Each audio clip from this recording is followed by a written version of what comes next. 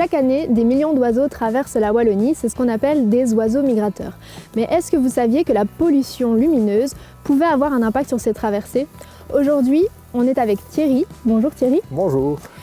Tu vas donc nous expliquer un petit peu plus pourquoi est-ce que la pollution lumineuse a un impact sur la migration des oiseaux. Oui, donc les oiseaux en migrant sont exposés à plusieurs difficultés. Et une des embûches peut être l'éclairage public parce qu'ils peuvent être repérés par des prédateurs lorsqu'ils sont en halte quelque part pour se reposer ou même lorsqu'ils sont en plein vol. Et est-ce que la pollution lumineuse peut impacter d'une autre manière les oiseaux ? Oui, donc la pollution lumineuse peut désorienter les oiseaux dans leur trajectoire parce que la plupart du temps, ils se fient aux étoiles pour se diriger. L'excès de lumière artificielle peut les perturber au point de les désorienter. Pour le premier lieu, tu as décidé de nous amener ici, dans cette clairière à Saint-Hubert. Est-ce que tu peux nous expliquer le lien entre cet environnement et les oiseaux migrateurs ? Oui, donc ici c'est un endroit très propice comme halte pour des oiseaux qui s'arrêtent avant la nuit et qui peuvent se poser et passer la nuit tranquillement en ayant une vue très dégagée aux alentours pour surveiller d'éventuels prédateurs. Donc ça les sécurise un petit peu, ils peuvent voir les prédateurs, mais on a parlé de la pollution lumineuse. Est-ce que ici c'est le cas? Est-ce qu'il y en a ou est-ce que justement c'est un bon exemple? Et justement ici on est vraiment dans une absence complète de pollution lumineuse. Et donc ça donne des conditions de repos idéales pour les oiseaux. Et quelles sont les espèces d'oiseaux qu'on peut retrouver en halte ici, dans ce lieu-ci?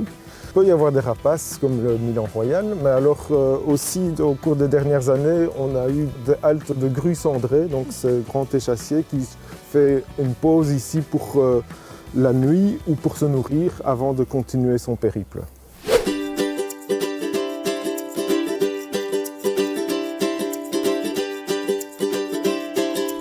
Donc ici on est dans un autre environnement qui est une plaine agricole et qui est aussi propice aux haltes migratoires.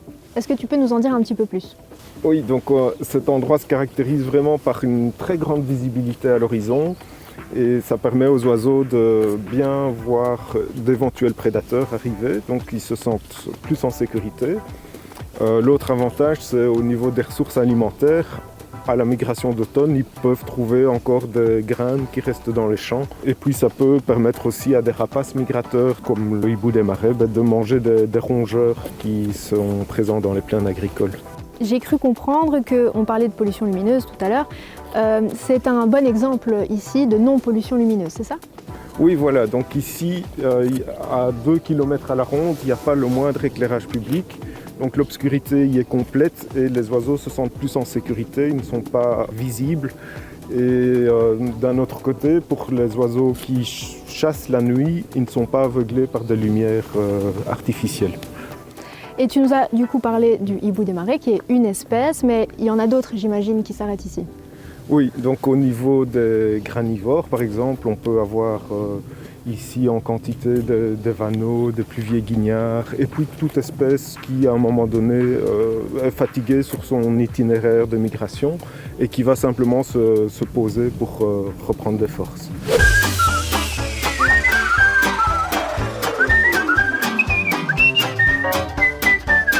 Alors nous sommes maintenant dans la tour d'observation et nous avons vraiment une magnifique vue, mais est-ce que tu peux nous en dire plus sur ce paysage d'ailleurs ?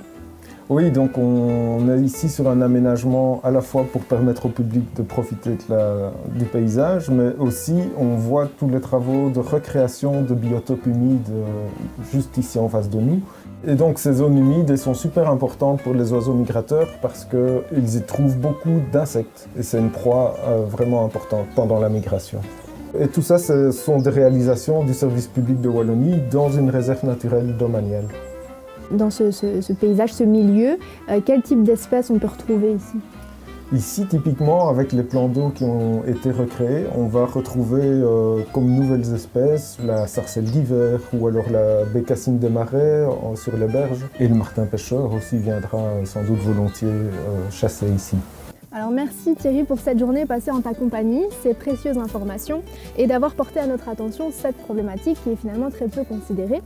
Mais une chose que les citoyens pourraient se poser comme question, c'est qu'est-ce qu'on fait concrètement pour lutter contre la pollution lumineuse ? Alors, au niveau du service public de Wallonie, on a déjà atténué fortement l'éclairage des routes et des autoroutes. Et donc maintenant, on incite les communes à atténuer leur éclairage en proposant et en les incitant vraiment à retirer les points lumineux superflus qui sont renseignés sur le géoportail. Et ça permet finalement de supprimer un gaspillage d'énergie par la même occasion. Voilà. Encore une journée à en apprendre un petit peu plus sur la Wallonie.